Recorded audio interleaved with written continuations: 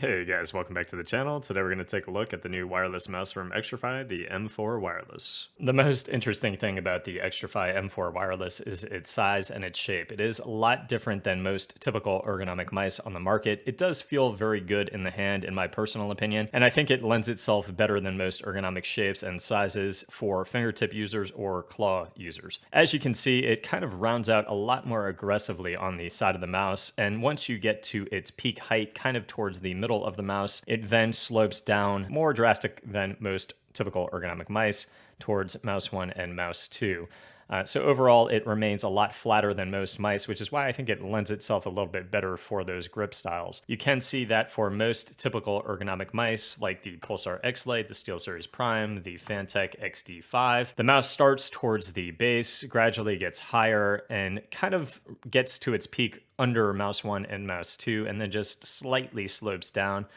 Same thing with the SteelSeries Prime and the Fantech. And because of those size shape differences, the Xtrfy M4 actually feels very unique in the hand, but maintains that comfy ergonomic feel. Another very unique feature of the Xtrfy M4 is the implementation of these screws towards the bottom of the mouse. You can see that you have a screw here and you have a screw here. And basically, if you kind of unscrew them just a little bit, you have a weight that you can move from the top portion here to the bottom, and it shifts that plate, that weight, just a little bit to change how the weight balance feels in the mouse. I didn't really have a very significant change in feel either in the top position or the bottom position, and personally, I think this system is very, very confusing. I think there would be a whole lot easier ways to kind of get this done.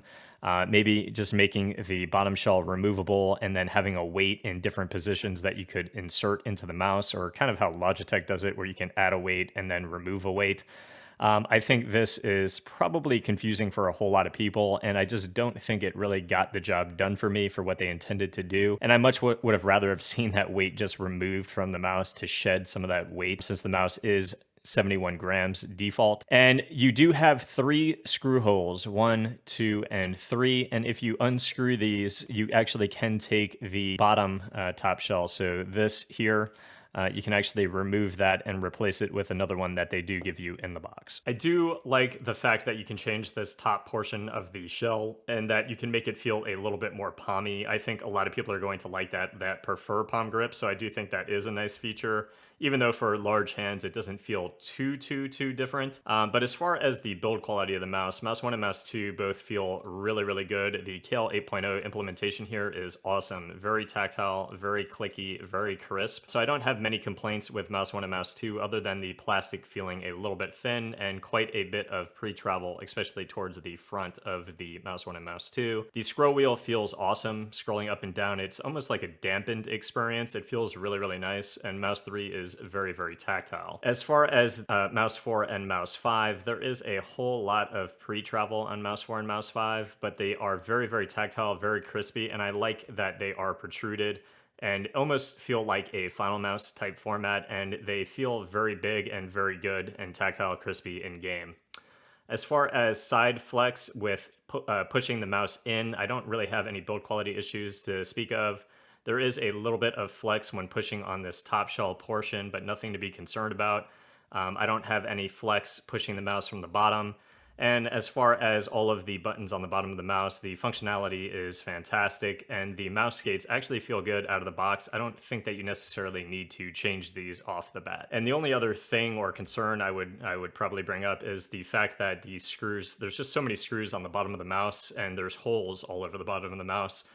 So I would probably try to be careful when you're removing the top shell. Make sure you don't lose a screw in one of the holes and hit your PCB while the mouse is on. With the bottom portion of the top shell removed, you can see the innards of the mouse. I think the RGB looks fairly good. You can see the PCB, the battery, everything seems very well constructed. The weight is fairly good and weight balanced out of the box. I don't really think we need to be too concerned that it is 71 grams out of the box. The 2 top shells, again, do come off.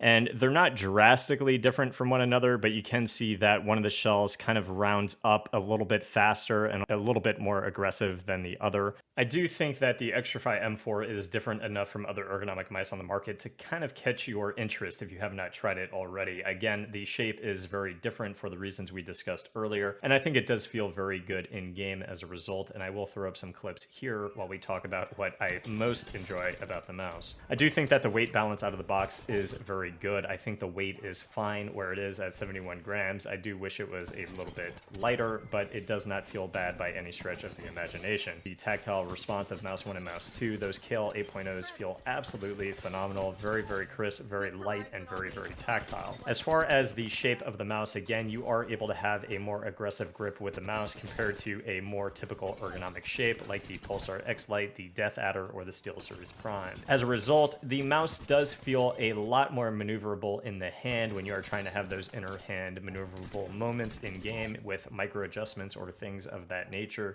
without having to move your wrist as much as normal with most ergonomic mice or your arm. I do still main the Pulsar X Lite, and right now it is my favorite mouse with those super glides. But the Xtrfy M4 plays and feels phenomenal in game. I think the shape, again, is different enough to warrant you to at least try it if you have not and you're an ergonomic mouse lover. I think the RGB looks great. Great battery life. It has a PAW3370 sensor. The implementation feels very good. No issues with the sensor performance, no issue with click performance, and overall just a very solid feeling mouse in game. So guys, that is it for the Xtrfy M4 Wireless. This is a fantastic ergonomic mouse, something that is very refreshing compared to other ergonomic mice on the market, and definitely something that is worth a try. Easy recommendation at its price point of $89 with weight balance out of the box that feels very good, and a top shell interchangeable system that is a nice option for a whole lot of different hand sizes. Even though the weight shifting on the mouse didn't really hit the mark for me and is a little bit confusing, personally, I think that a lot of different hand sizes may get a little bit more use out of it than me. And overall, again, the build quality, sensor performance, click feel, everything really hits the mark on this mouse. Again, easy recommendation. If you guys have any questions, let me know in the comments. If that helped, please leave a subscription to the channel, and I'll see you guys in the next review. Peace.